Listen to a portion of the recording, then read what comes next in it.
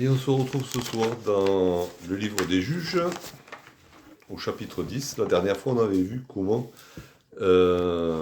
Dieu avait réalisé la prophétie qu'il avait donnée par le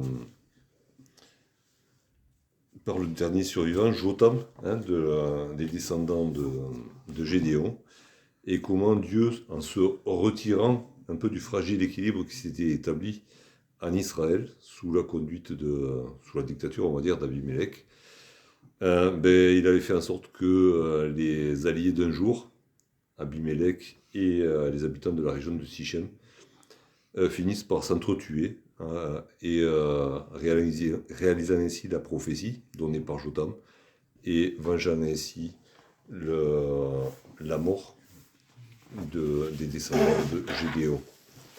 Et en même temps aussi, accessoirement, accomplissant la volonté de Dieu, puisque en grande majorité, Sichem était gouverné et peuplé par des Cananéens qui avaient subsisté au milieu d'Israël. Et on se retrouve donc au chapitre 10, et on va lire les 18 premiers versets. Après Abimelech, Tola, fils de Pua, fils de Dodo, homme d'Issachar, se leva pour délivrer Israël. Il habitait à Shamir, dans la montagne d'Éphraïm. Il fut juge en Israël pendant 23 ans. Puis il mourut et fut enterré à Shamir. Après lui se leva Jaïr, le Galaadite, qui fut juge en Israël pendant 22 ans. Il avait 30 fils qui montaient sur 30 anneaux et possédaient 30 villes appelées encore aujourd'hui bourgs de Jaïr et situées dans le pays de Galaad. Et Jaïr mourut et fut enterré à Camon. Les enfants d'Israël firent encore ce qui déplaît à l'Éternel, et servirent les Baals, les Astartés, les dieux de Syrie, les dieux de Sidon, les dieux de Moab, les dieux des fils d'Ammon, et les dieux des Philistins. Et ils abandonnèrent l'Éternel, et ne le servirent plus. La colère de l'Éternel s'enflamma contre Israël, et il les vendit entre les mains des Philistins et entre les mains des fils d'Ammon. Ils opprimèrent et écrasèrent les enfants d'Israël cette année-là, et pendant 18 ans, tous les enfants d'Israël qui étaient de l'autre côté du Jourdain, dans le pays des Amoréens, en Galaad. Les fils d'Ammon passèrent le Jourdain pour combattre aussi contre Juda, contre Benjamin et contre la maison d'Éphraïm. Et Israël fut dans une grande détresse. Les enfants d'Israël crièrent à l'Éternel en disant : Nous avons péché contre toi, car nous avons abandonné notre Dieu, et nous avons servi des Baals. L'Éternel dit aux enfants d'Israël : Ne vous ai-je pas délivré des Égyptiens, des Amoréens, des fils d'Ammon, des Philistins ? Et lorsque les Sidoniens, Amalek et Maon vous opprimèrent, et que vous criâtes à moi, ne vous ai-je pas délivré de leurs mains ? Mais vous m'avez abandonné, et vous avez servi d'autres dieux. C'est pourquoi je ne vous délivrerai plus. Allez, invoquez les dieux que vous avez choisis, qu'ils vous délivrent au temps de votre détresse. Les enfants d'Israël dirent à l'Éternel : Nous avons péché. Traite-nous comme il te plaira. Seulement, daigne nous délivrer aujourd'hui. Et ils ôtèrent les dieux étrangers du milieu d'eux et servirent l'Éternel, qui fut touché des maux d'Israël. Les fils d'Ammon se rassemblèrent et campèrent en Galaad, et les enfants d'Israël se rassemblèrent et campèrent à Mitzpa. Le peuple, les chefs de Galaad, se dirent l'un à l'autre : Quel est l'homme qui commencera l'attaque contre les fils d'Ammon ? Il sera chef de tous les habitants de Galaad.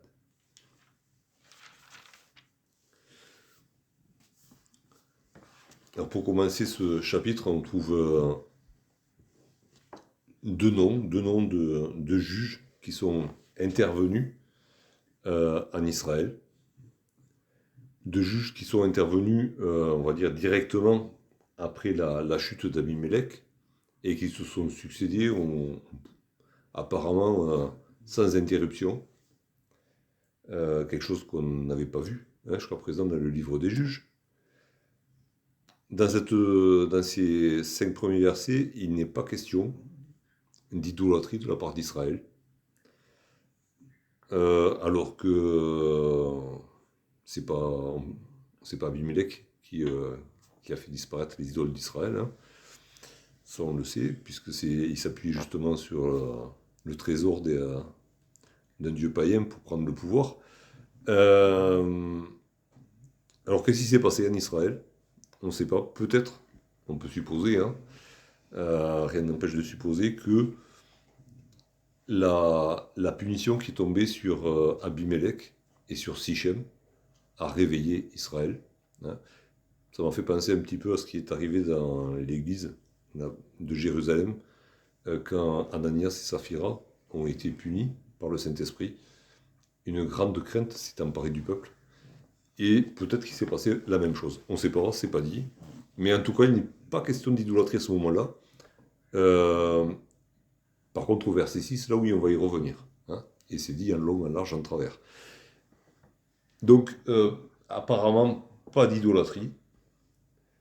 55 ans de cumulé entre les deux juges, où les juges sont là, et chaque fois il est dit pour... alors la première fois il est dit il se leva pour délivrer Israël. Pour le second, il est écrit qu'il a été juge pendant 22 ans. 55 ans où les juges sont là, et il n'est pas question de grande bataille, il n'est pas question d'invasion et du fait d'avoir repoussé un envahisseur, mais si le juge est là pour délivrer Israël, c'est que quand même la pression ennemie ne s'est pas relâchée. Et on peut... et d'ailleurs, dans ces 55 ans, hein, il dit qu'ils sont là, qu'ils sont juges en Israël, il y a un refrain qui ne revient pas et qui était là pour Éhud, pour Barak et Déborah, pour Gédéon. À chaque fois, il était dit que le pays a été en repos. Et là, malgré la présence de ces deux juges qui se succèdent, il n'est pas question que le pays soit en repos. Donc la pression de l'ennemi est toujours là, le danger est toujours là, mais les juges sont là pour délivrer Israël. On peut faire un petit peu un parallèle avec nous, hein. Jésus a promis sa présence parmi nous. Alors oui, notre âme est en repos quand elle s'appuie sur Jésus, mais le vrai repos, il est là-haut. Et tant qu'on sera sur cette terre, on aura toujours à faire face à l'adversaire. Ce qui n'empêche pas d'être gardé par le souverain juge qui est le nôtre, Jésus-Christ. Et à la mort de ces deux juges, par contre là on retrouve le refrain, mais amplifié, hein. Les enfants d'Israël firent ce qui déplaît à l'Éternel, et là il est question des Baals et des Astartés, comme d'habitude. Et puis après, là ils ont ratissé large, hein. Et en plus des dieux cananéens, ils sont allés chercher en Syrie, à Sidon, donc au Liban, à Moab, chez Ammon, à côté de Moab, chez les Philistins, partout quoi. Chez tous les voisins, ils sont allés chercher des dieux. Ils n'ont pas fait dans le détail ce coup-ci, ils ont tout pris, ils ont pris de tous les côtés, et vraiment ils ne serviront plus l'Éternel. Mais ça, on s'en doute, à la fin du verset 6, ils ne servirent plus l'Éternel, et ils étaient occupés à bien d'autres choses, hein. Donc voilà, ils étaient vraiment overbookés par tant d'autres dieux que l'Éternel a été complètement oublié. Et du coup, comme à l'accoutumée, la colère de l'Éternel s'enflamme et il les laisse tomber entre les mains des Philistins et des fils d'Ammon. Alors dans cette partie-là des juges, on va surtout en parler des fils d'Ammon, hein. Les Philistins, c'est Samson qui va s'y coller plus tard, hein. Mais pour le coup, là, on va avoir affaire aux fils d'Ammon, hein, un peuple issu de Lot, le neveu d'Abraham, et qui s'est toujours opposé à Israël. Et donc, Dieu se retirant d'Israël, les Ammonites prennent le dessus sur Israël, et notamment sur les deux tribus ennemies qui se sont installées au-delà du Jourdain, et l'oppression dure 19 ans. 19 ans, pendant lesquels les Israélites qui sont au-delà du Jourdain souffrent sous le joug ammonite. On se demande un peu ce que font leurs frères qui sont en terre de Canaan. Hein. Ils doivent se dire, peut-être ça se passe de l'autre côté du Jourdain. On va les laisser se dépatouiller. Hein. Nous, on est relativement tranquille. On a déjà affaire un peu aux Philistins, quoi. On va les laisser on va pas s'occuper des autres. Jusqu'au moment où l'appétit vient en mangeant, les Ammonites décident de traverser le Jourdain. Et là, c'est plus la même chanson. Hein, parce que du coup, ils se retrouvent quand même un petit peu pris en tenaille entre les Philistins et les Ammonites. Et là, ça les secoue, hein, et ils sont dans une grande détresse, il est dit. Ils sont au bout du rouleau, ils se savent perdus.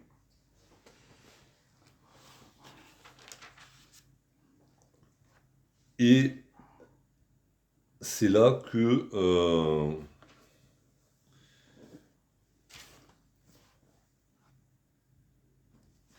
le cœur d'Israël commence à bouger.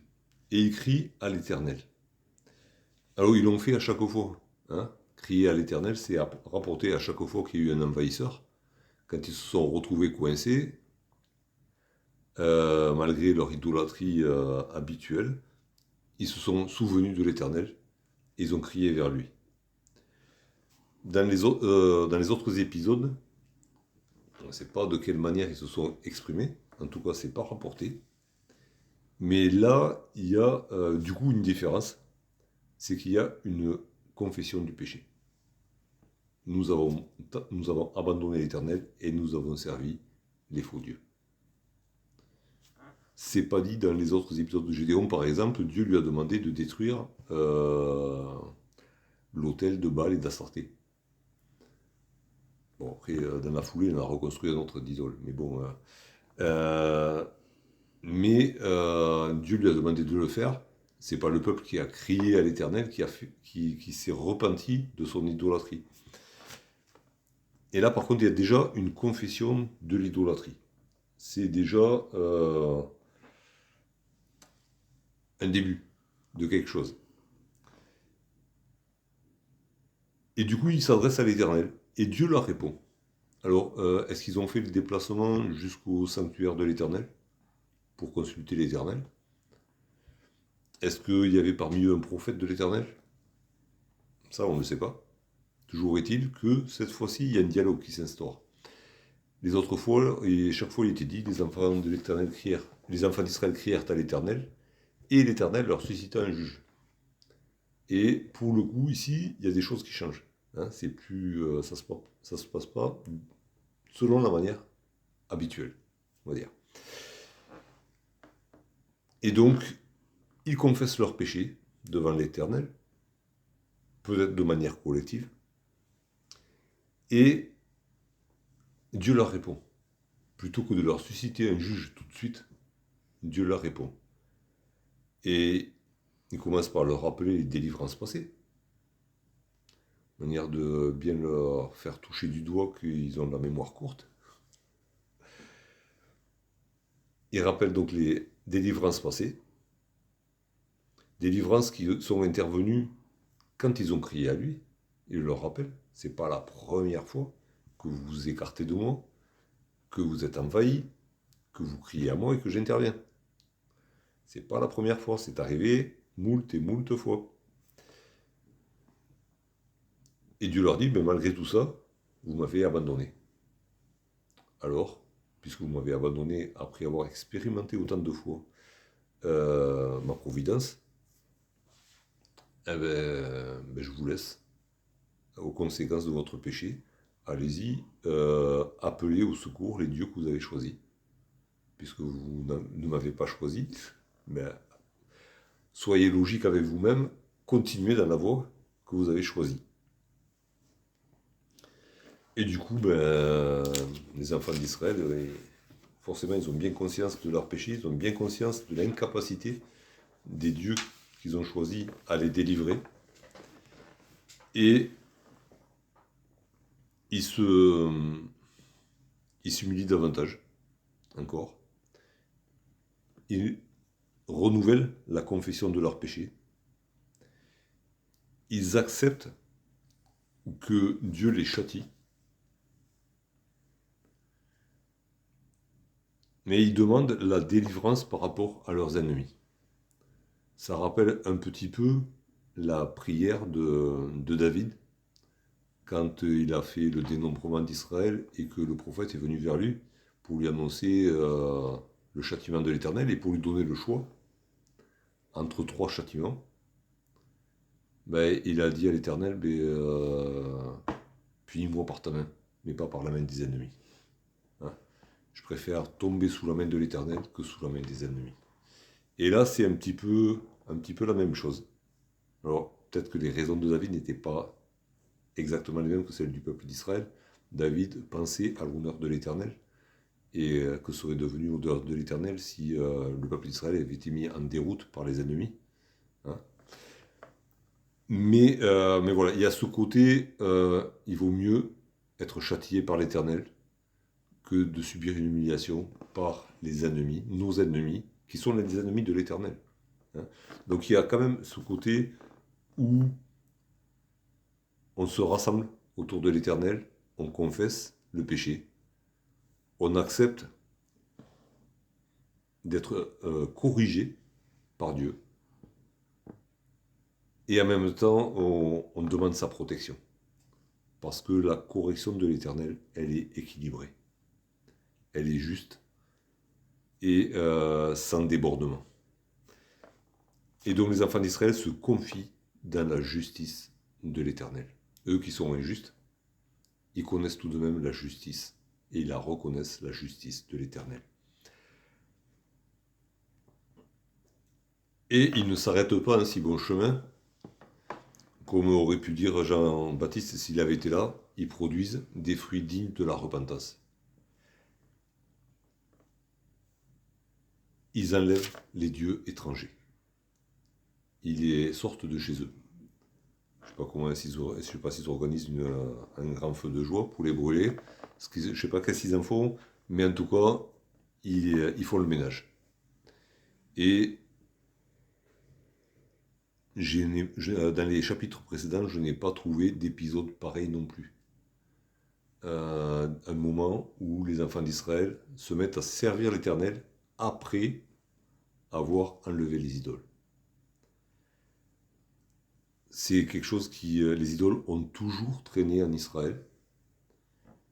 Et alors, certainement qu'il y en a qui l'ont fait, mais d'une manière peut-être aussi unanime, ça ne nous est pas rapporté. Josué lui-même, quand il fait ses adieux au peuple, il leur en parle, il dit « ôtez les dieux étrangers du milieu de vous ». Ça veut dire que même du temps de Josué, les idoles étaient là. Et là, il y a quand même ce réveil, hein, on peut dire, où après avoir confessé le péché, après en avoir appelé à la justice de Dieu, hein, pour les punir et pour les protéger, les enfants d'Israël dégagent les idoles. C'est quelque chose qu'on retrouvera au début du livre de Samuel, encore une fois, quand ils seront coincés par les Philistins, ils vont faire le grand ménage. Ça ne les empêchera pas de se ressalir à nouveau derrière, mais il y a des épisodes comme ça où, après s'être repentis, les enfants d'Israël enlèvent les idoles du milieu d'eux. Et là, c'est un de ces épisodes-là. Et donc, ils dégagent les idoles et ils se mettent à servir l'Éternel.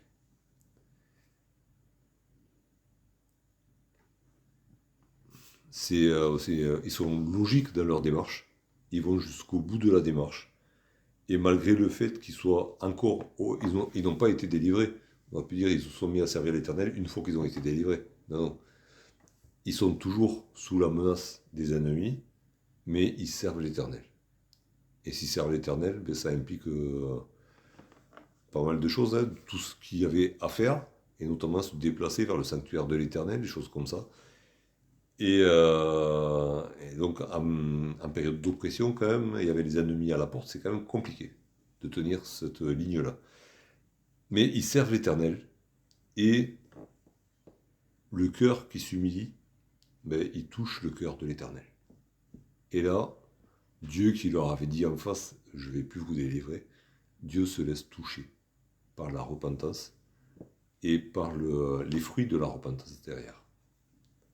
Il se laisse toucher et il ressent les douleurs du peuple d'Israël. Ça nous rappelle un petit peu ce que Dieu dit à Moïse, quand il vient à sa rencontre pour l'envoyer délivrer de son peuple. Il dit, j'ai entendu les cris. Et là, Dieu qui s'est efforcé d'une certaine manière à faire la sourde oreille, Dieu entend à nouveau les cris. La repentance et les fruits de la repentance ont débouché ses oreilles. La délivrance n'arrive pas de suite, quand même. Les envahisseurs se rassemblent en terre d'Israël. Le peuple de son côté se rassemble aussi. Et ils n'ont toujours pas de chef, toujours pas de juge. Et ils se demandent qui va les mener à la bataille. Donc voilà, il y a eu dans ce chapitre, il y a un changement dans le déroulé des événements par rapport à ce qu'on a vu avec les autres juges. Bon, déjà, les deux premiers juges, ils sont arrivés sans qu'il y ait d'invasion. Et ils ont fait leur boulot pendant 55 ans, malgré l'opposition ennemie. Et puis là, suite à l'idolâtrie du peuple, Israël est à nouveau envahi, mais il y a une vraie repentance qui est là.